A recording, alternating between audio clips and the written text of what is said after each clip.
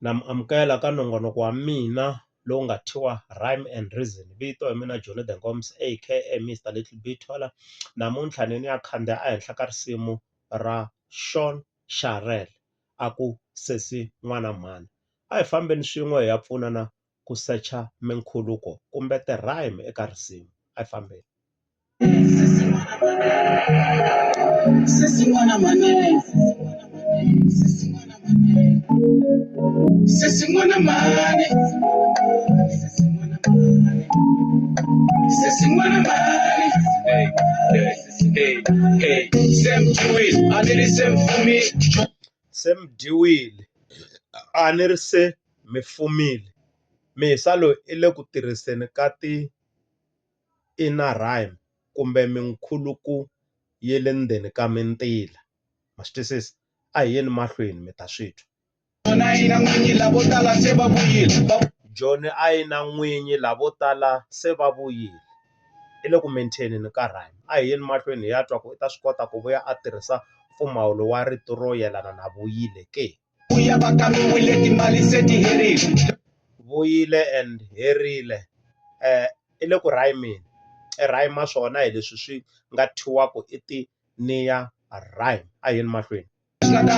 Phela n'wina khale mfambile. Phela n'wini khale mfambile. A hi yeni hi ya twa ku ta swi kota ku vuya a rhymisa rito fambile. Khobile Khazamula se u catile.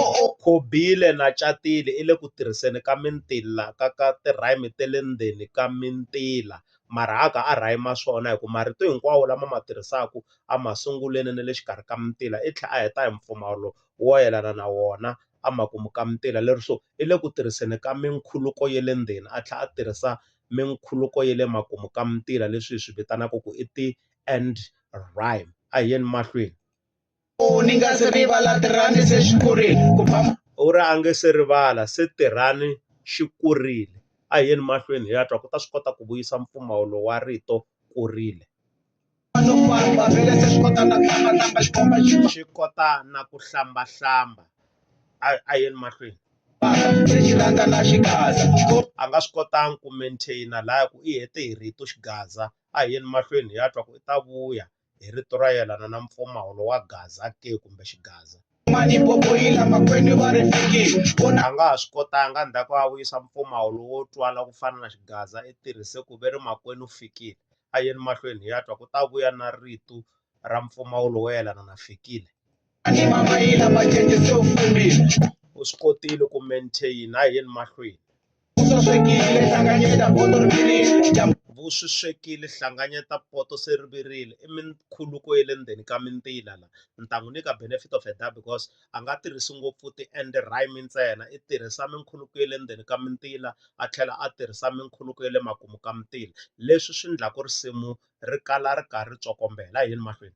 U hlambile na masana se ya humile. A hi yeni hi ya twa hlambile and humile a nga swi kotangi ku tirhisa nkhuluko wa le xikarhi ka mintila la. Se a hi yeni hi ya twa ka ntila lowu landzelaka ku ta swi kota ku maintain-a ke.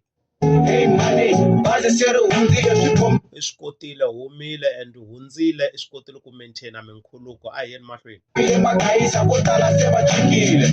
Chikile humile i swi kotile ku maintain-a minkhuluko. A hi yeni mahlweni. Sesi n'wana mhani. I chorus leyi a hi beni chorus hi ta vuya hi analyze loko a vuya. Sesi n'wana mhani. Sesi n'wana mhani. Sesi n'wana mhani. Sesi n'wana mhani. Semdiwile a ni ri se mfumile. Semdiwile a ni ri se mfumile. I le ku khulukeni mara o tlhe a phinda ntila lowu a nga sunguli wona loko a pfula track. A hi yeni mahlweni. Sesi n'wana mhani. Joni a yi na n'winyi lavo tala se va vuyile. Joni a yi na n'winyi lavo tala se va vuyile. A hi yeni hi ya twa mara wo phindaphinda sweswo a nga swi sungula ka verse 1. Sesi n'wana mhani. Va vuya va kamiwile timali se ti herile. Va vuya va kamiwile timali se ti herile. It's like chorus na xona swi. A hi yeni mahlweni. Sesi n'wana mhani. Leswi nga ta phela n'wina khale mfambile. Sesi n'wana mhani. Nga ni kopile Khazamula se u catile. ya i chorus laha yimeni loko a vuya na mintila ku le ka ha ri chorus yi sungula hi yona loko a sungula diss track. Rani xi kurile se xi kota na ku hlamba. Xibomba xi basa, xibomba xi basa. Xibomba xi basa, xi rhandza na xi gasa. Vona ni xibelani se xi xiperile. Vona ni xibelani se xi xiperile. A yini hi ya twa ka ntila lowu landzelaka ku ta swi kota ku heta ntila hi rito ro fambelana na xiperile. A tinyongeni mawaku ku xi fanela.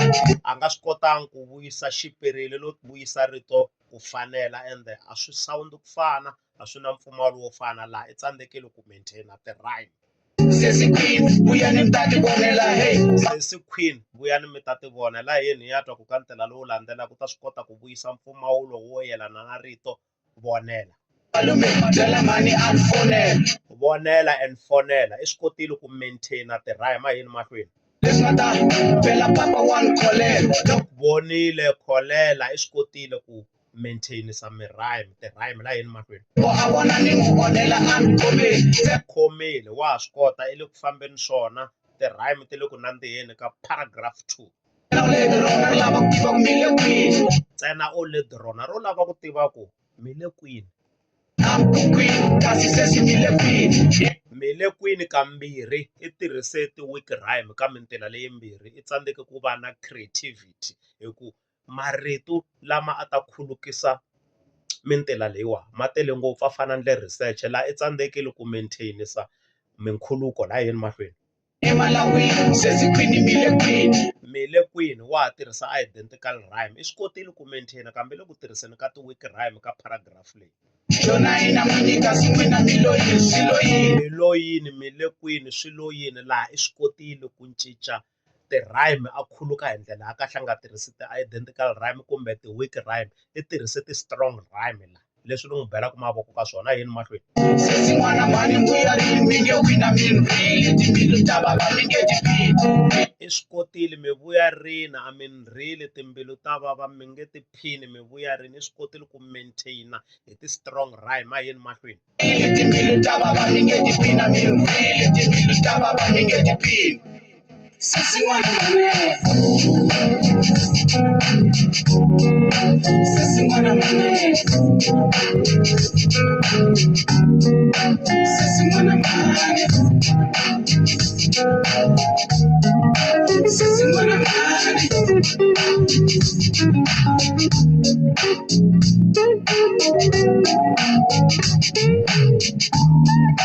Sesi n'wana mane.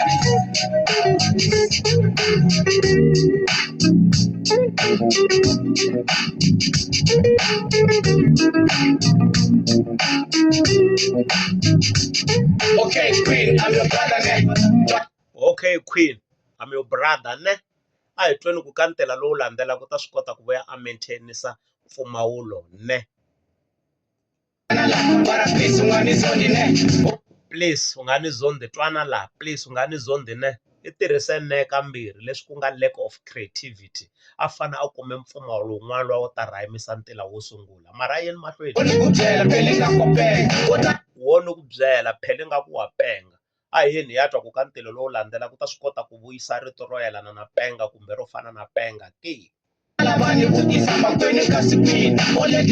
a swi n'wi tsandzile a nga swi kotangi ku maintaina rhyme laha. Na rona se ri fambafamba na tinganganganga vo peta nenge ri chikile ri vuya na mamatimati ri haxahaxa hinkwako laha sekanu. A ku na rhyme laha a ku na rhyme va ku flowini a ku na rhyme ni nge hembi ni ku ni twe ti-rhyme a ni titwangi loko ti twile ni kombela ku commenta kwalaha ka comment section. A ri twisisi a ri twisisi ri At least swi kotile ku maintaina laha a ri twisisi and a ni ku xisa a ri tindlisi at least laha ku na minkhuluko kumbe ti-rhyme a yini mahlweni. confused hi mhaka wena vamakhelwani ku hi sondoloji mhaka wena. I tsandzekile mara i swi kotile ku tirhisa ti-rhyme i tirhise ti-identical rhyme hi mhaka wena kambirhi i ti-weak rhyme mara i swi kotile ku maintaina rhyme a hi fambeni. Me ni karhele n'wana mhani ku tlhela hi phungula. Me ni karhele n'wana mhani ku tlhela phungula hi yini mahlweni hi ya twa ku ta vuya na mpfumawulo wa rito ro yelana na phungula ke. masiku hinkwawo a swi tsakisi manje please vuya kaya a wu mi swi twile ka ku va na rito ro yelana na phungula laya yini mahlweni tshika threke hi rona ni tsandzi ta ku landza phela vuya kaya sesi n'wana mane kahlekahle a ku nga ri na tirhayime a hi enjoyeni chorus ivi ni ta pfala risimu ra n'wana wa vanhu tirhayime a ti ri na dyandza la a ku ri na dyandza ra tirhayime laha ni titwangi swona risimu rona hi roxe ri kahle xo nxarhelo sweswi n'wana mhani sesi n'wana mane sesi n'wana mane okay a ku ri mina madlayisani aka Mr Little Bitola DJ Jono the Ngomse Ntswatsi a karhi a famba a secha mikhuluko ka ti-track ta hip hop ya Xitsonga kumbe hip hop hi ku angarhela kumbe trap. Bye bye.